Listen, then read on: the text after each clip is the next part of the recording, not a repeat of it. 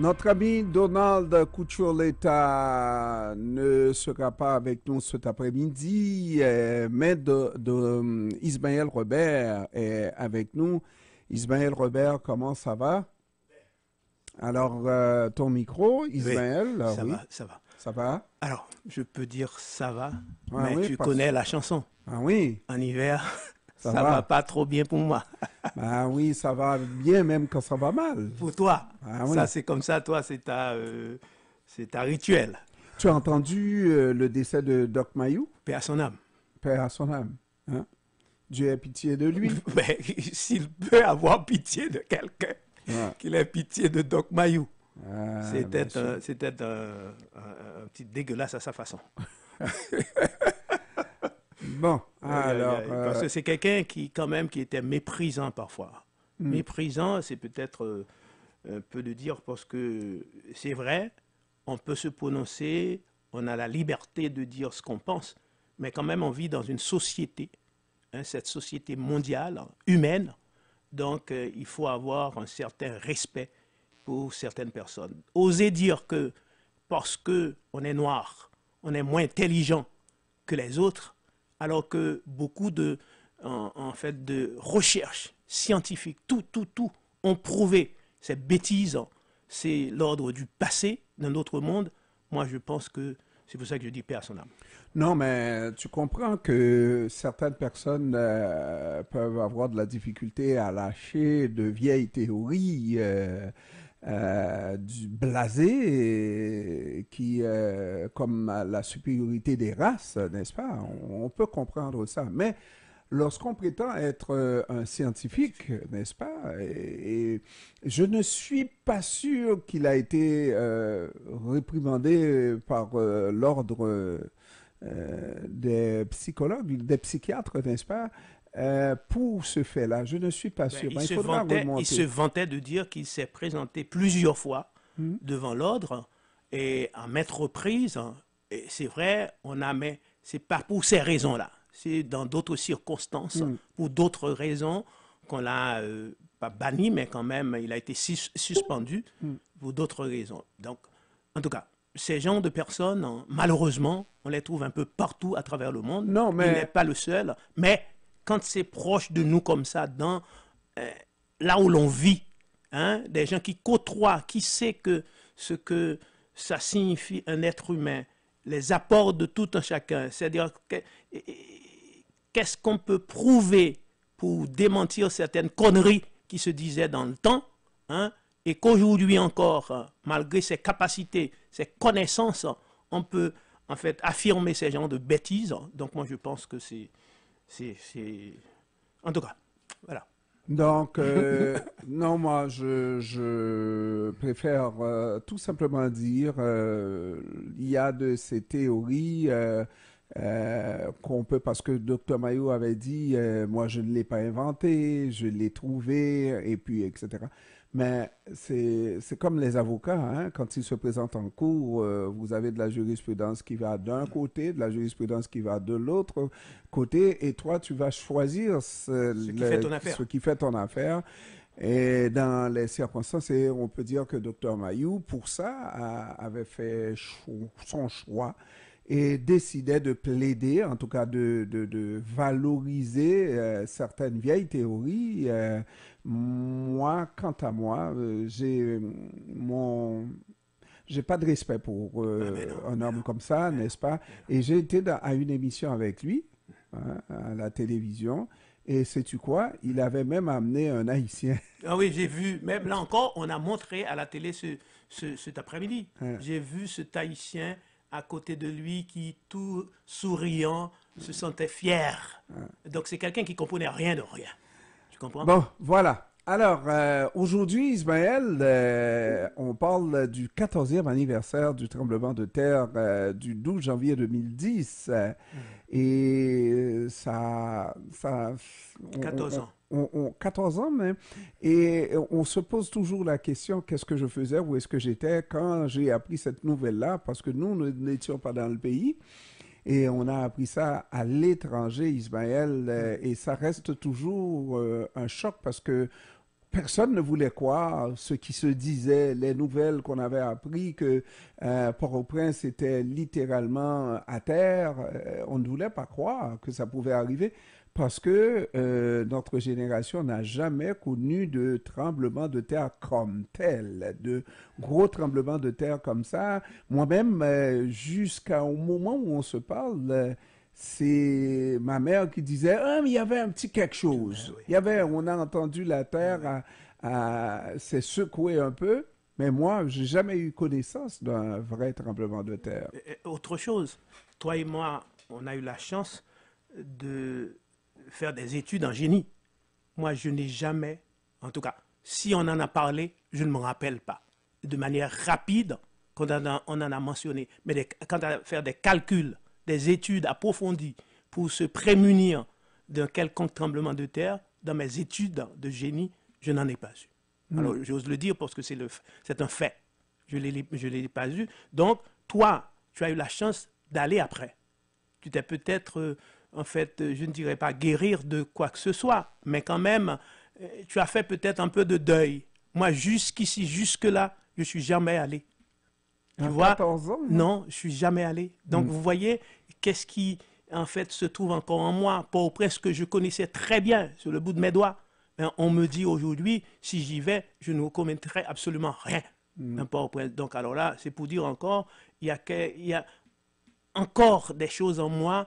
Je ne sais pas si je vais avoir la chance hein, de les effacer en moi. Encore, je ne sais pas. Mais ce matin, j'ai écouté un reportage. C'est quelqu'un de Léogane qui parlait d'Haïti. Parce que l'épicentre se trouvait à Léogane. Et il dit, là encore, il y a des gens, il y a un endroit, il y a des gens encore sous des tentes. Hein? Tu sais ce que ça veut dire? 14 ans après. 14 ans après, il y a eu Petro-Caribé, il y a eu plein de choses. C'est pour montrer que notre société, notre pays, et quand on dit ce genre de choses, ce n'est pas parce qu'on veut critiquer, ça n'a rien à voir, ce n'est pas le moment non plus de faire ça. Mais la réalité, c'est-à-dire, on n'a rien appris. Bon, alors Ismaël, ma découverte cette semaine,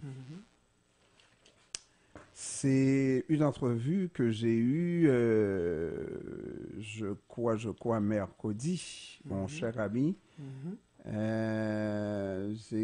Parce que je dois... Non, j'ai eu cette entrevue mardi, le 9 janvier 2024. Et c'est une personne charmante que je me réserve de te présenter. Elle est professeure, directrice du programme de deuxième cycle en développement économique communautaire, École des affaires publiques et communautaires à l'Université Concordia. Ici à Montréal. Elle s'appelle Anna Kuzinski.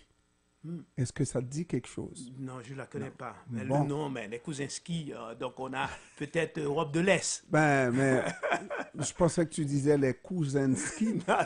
C'est une cousine? Non. Europe de l'Est, ou bien polonais, ou bien Europe de l'Est. Et avec un discours comme ça, dis-toi que je suis communiste déjà. Parce que je me retrouve entièrement dans ce discours. Et c'est exactement ce que je reproche à d'autres communistes, n'est-ce pas, que tu connais. C'est une femme qui œuvre, en plus d'être professeure, mais qui œuvre dans Pointe-Saint-Charles, où elle habite d'ailleurs. C'est l'endroit par excellence où on pratique ces gens. Et effectivement, elle dit qu'il faut changer son quartier d'abord. Et là, tu vois, moi je comprends que avec une telle théorie, changer son quartier d'abord, n'est-ce pas? Avec une telle théorie, Ismaël, on est là à agir. On n'attend pas, et puis elle dit, moi je n'attends plus le grand soir. Je commence à travailler. Et je fais travailler les gens avec moi. Et j'ai besoin d'une femme comme ça dans ma communauté, Ismaël. J'ai besoin de l'action dans cette communauté-là. c'est pas parce qu'on est communiste qu'on doit rester à rêver du grand soir. Ça risque d'être très long. Mais c'est le contraire du communisme. Attendre à rêver du grand soir, c'est le contraire du communisme. Mais je ne sais pas là. Je sais qu'il y en a beaucoup qui attendent la fin du capitalisme. Non, non, il faut pousser ça part. Alors, non, et on peut beau lutter, mais ça peut prendre beaucoup de temps. Bien sûr. Maintenant, est-ce qu'on peut changer la pauvreté autour de nous? Est-ce qu'on peut travailler à produire cette richesse-là que tout le monde veut partager équitablement lorsqu'on est imprégné de cet esprit de partage, n'est-ce pas? On veut que le partage soit égal, mais il faut qu'on ait quelque chose à partager. Tant mieux que ce soit la richesse plutôt que la pauvreté. Donc, on commence à travailler. Moi, dans l'action comme ça, tu es preneur. Je suis preneur et puis je suis communiste. Alors, laisse-moi te dire, je ne sais pas si tu as la chance, je sais que après 2 heures de temps d'émission, parfois on est fatigué. Peut-être que tu n'as pas eu la chance d'écouter toutes nos émissions à Cabaret des idées.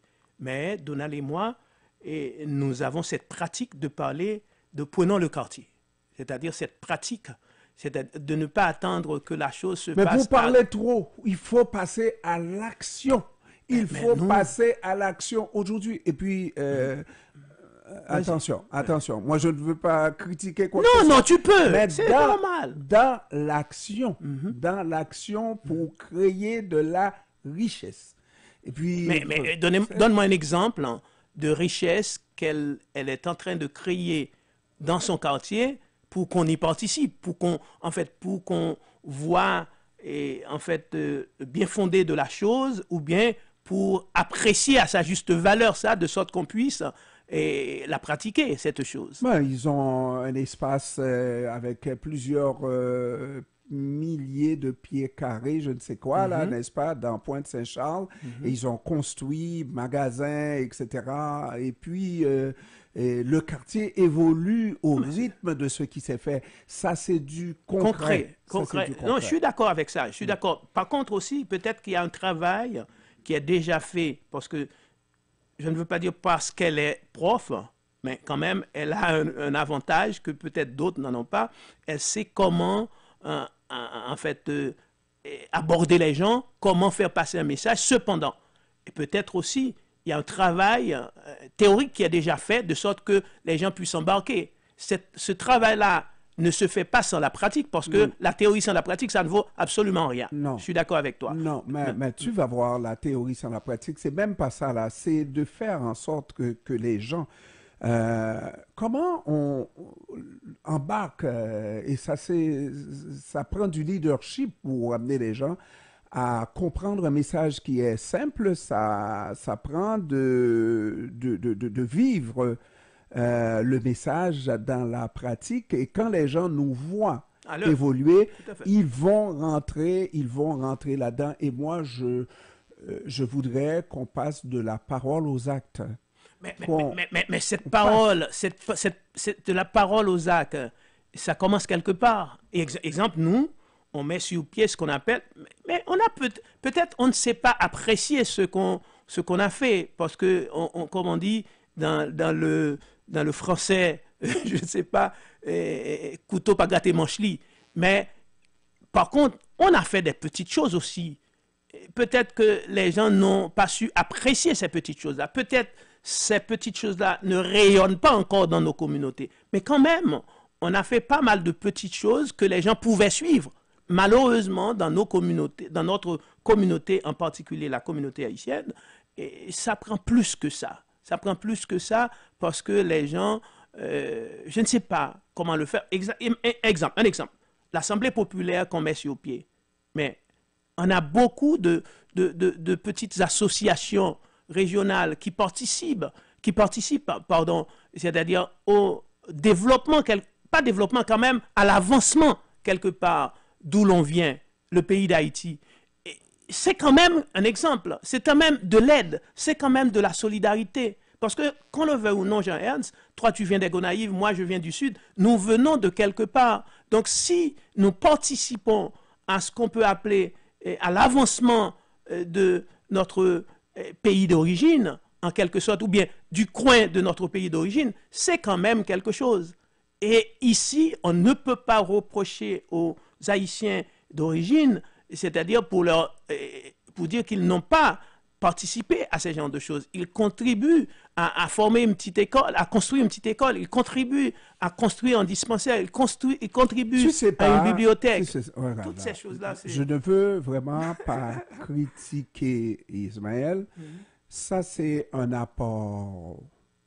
Ça, c'est l'effort à l'extérieur. Et peut-être qu'il est difficile aussi parce que nous voyons un changement drastique, un changement révolutionnaire. Et la révolution doit commencer dans notre famille. Tout à fait, tout à fait. Et se poursuivre dans notre quartier, se poursuivre au niveau de la ville et se poursuivre au niveau du pays et ensuite le monde. Tout à fait. Mais commençons à la base. C'est vraiment lorsque... tu sais comment moi j'apprécie le travail de ces organisations de base qu'on appelle organisations régionales, associations régionales. C'est bien, mais c'est un apport qu'on fait à Haïti. Pendant ce temps, nous avons des gens en difficulté ici à Montréal. On devrait, nous, consolider ce qu'on a, conscientiser par le travail concret, des réalisations qui sont concrètes pour tenir compte des besoins des gens d'ici, n'est-ce pas? Et essayer de résoudre ces problèmes-là. Pas moi qui vais prendre mon argent, mais c'est tout le monde. Tout le monde. Mais en pile chaipalou. On met en pile chaipalou et on aide à résoudre le problème, n'est-ce pas?